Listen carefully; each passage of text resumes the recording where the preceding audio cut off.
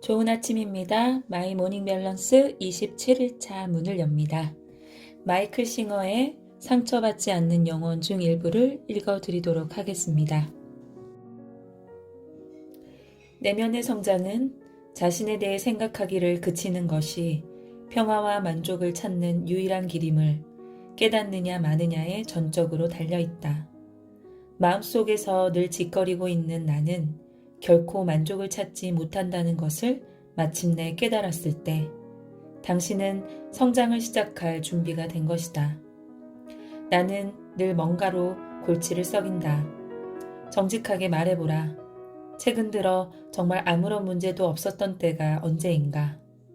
현재의 문제로 골치를 썩이기 전에는 다른 문제가 있었다.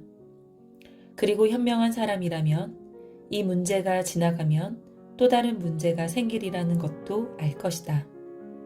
결국 문제에 에워싸여 있는 마음속의 그 부분으로부터 해방되기 전에는 결코 문제로부터 자유로워질 수가 없을 것이다. 문제 때문에 혼란스러울 때 이걸 어떻게 해야 하지? 하고 묻지 말고 이것 때문에 혼란스러워하고 있는 것은 나의 어떤 부분일까? 하고 물어보라.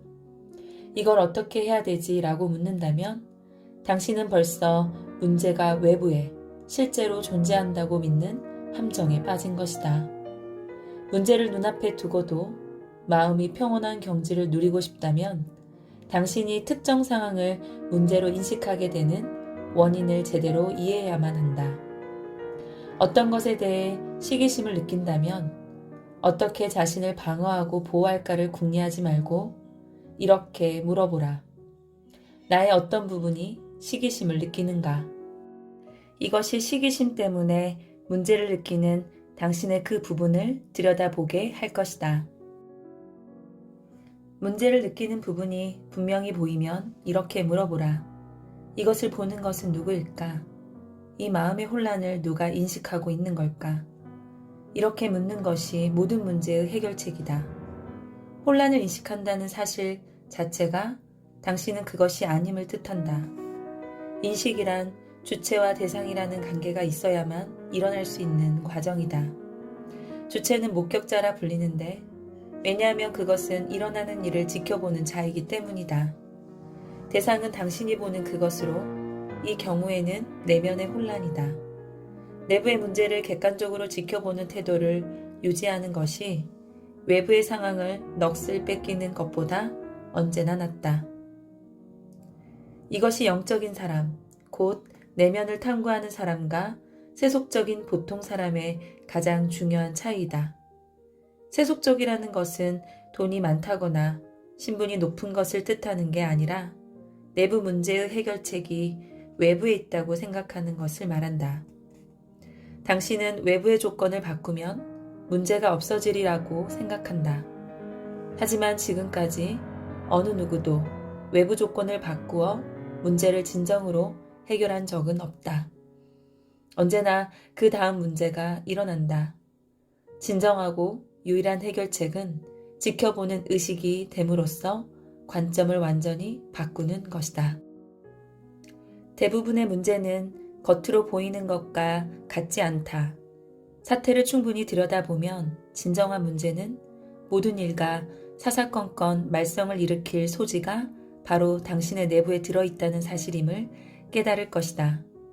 먼저 해야 할 일은 당신의 그 부분을 처리하는 것이다. 그러려면 외부의 해결책을 찾는 태도로부터 내부의 해결책을 찾는 태도로 마음을 바꾸어야 한다.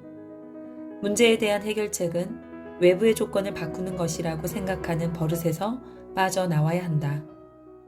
당신의 문제에 대한 영구적이고 유일한 해결책은 내면으로 들어가서 현실과 온갖 말썽을 일으키고 있는 당신의 그 부분을 해방시키는 것이다. 그러고 나면 그 나머지 것은 어떻게 처리해야 할지를 확연히 알게 된다. 모든 것을 문제로 삼는 당신의 그 부분을 풀어놓는 방법이 실제로 있다. 그것은 불가능한 것처럼 보이지만 그렇지 않다. 삶의 통속극으로부터 빼내올 수 있는 당신 존재의 어떤 부분이 실제로 있다. 당신은 시기를 느끼거나 화를 내는 자신을 지켜볼 수 있다.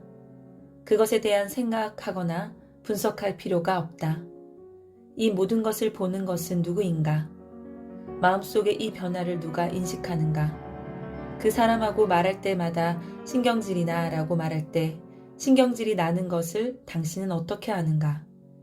당신은 거기에 있고 거기서 일어나는 일을 보기 때문에 신경질이 나는 것을 아는 것이다. 그 감정과 당신 사이에는 분리가 있다. 당신은 그런 것을 알아차리는 그다. 일단 그러한 의식의 자리를 찾아내기만 하면 마음의 혼란을 쓸어낼 수 있다. 지켜보는 것으로서 그 작업을 시작해보자. 당신이 거기서 일어나는 일을 인식하고 있음을 그저 알아차리면 된다. 그것은 쉽다. 그러면 당신은 자신이 온갖 강점과 약점을 다 지닌 한 인간의 인격을 목격하고 있음을 깨달을 것이다. 그것은 마치 어떤 사람과 함께 있는 것과도 같이 느껴질 것이다. 실제로 당신은 룸메이트와 함께 살고 있다고 말할 수도 있다. 당신의 룸메이트를 만나고 싶다면 잠시 완전한 침묵 속에서 홀로 자신 속에 앉아 있어 보라. 당신은 그럴 권리가 있다. 그것은 당신의 내면 세계니까. 하지만 거기에는 침묵은 없고 끊임없는 짓거림만 들릴 것이다. 내가 왜 이런 짓을 하고 있지? 해야 될 더 중요한 일이 있는데 말이야. 이건 시간 낭비야. 이 안에는 나밖에 아무도 없어. 이게 다 뭔 짓이란 말이야. 당신의 룸메이트가 바로 나타났다. 당신은 마음을 침묵시키겠다는 분명한 의지를 품었을지 몰라도 룸메이트는 협조해 주려 들지 않는다. 그건 당신이 침묵하려 할 때만이 아니다. 룸메이트는 보는 것마다 입을 뗀다. 난 그걸 좋아해. 저건 싫어. 이건 좋은 거고 저건 나쁜 거야. 그는 끊임없이 짓거린다. 대개는 이것을 알아차리지도 못한다. 왜냐하면 거기서 한 걸음 뒤로 물러서 본 일이 없기 때문이다. 그것과 너무나 밀착되어 있어서 자기가 마치 홀린 듯이 그 소리를 듣고 있다는 사실조차 깨닫지 못한다. 하지만 분명한 것은 당신은 혼자가 아니라는 것이다. 당신의 내적 존재에는 서로 뚜렷이 구별되는 두 측면이 있다. 첫째는 의식이며 지켜보는 자이며 의지의 중심인 당신이고, 둘째는 당신이 지켜보는 그것이다. 문제는 당신이 지켜보는 그 부분은 결코 입을 다물 줄 모른다는 것이다. 그 부분을 어떻게 잠시 동안만이라도 없애버릴 수만 있다면 그 고요와 평화는 당신이 가져본 적이 없는 가장 황홀한 안식이 될 것이다. 당신이 이 문제를 최초로 겪는 사람이 아니라는 것을 알면 마음이 놓일 것이다. 똑같은 상황에 놓여있는 자신을 발견한 선배들이 있었다. 그들은 이 분야의 노하우를 통달한 사람들에게서 가르침을 구했다. 그들은 이런 과정을 돕기 위해 고안된 가르침과 기법들을 배웠다. 명상이나 요가는 신체의 건강을 돕기도 하지만 단지 그것만을 위한 것은 아니다. 이것은 당신을 공경에서 구해줄 비결, 당신을 해방시켜줄 비결에 관한 것이다. 영혼의 자유를 당신 삶의 목적으로 삼는다면 그것을 도와줄 영적 수련의 전통들이 있다. 이것은 당신을 자신으로부터 구해내기 위해 스스로 시간을 내서 하는 수행법이다. 당신은 결국 마음으로부터 자신을 멀찍이 떼어놓아야만 한다는 것을 깨달을 것이다. 정신이 맑을 때 삶의 목표를 정하고 마음이 변덕으로 그것을 해방하지 못하게 함으로써 그렇게 할 수 있다.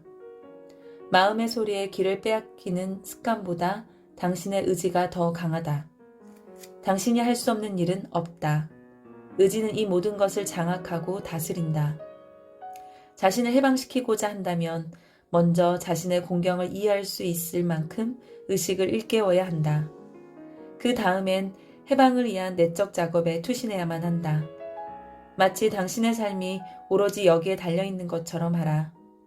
왜냐하면 실제로 그러니까. 지금도 그런 것처럼 당신의 삶은 당신의 것이 아니다. 그것은 당신 마음속 룸메이트의 것이다. 당신은 그것을 되찾아야 한다.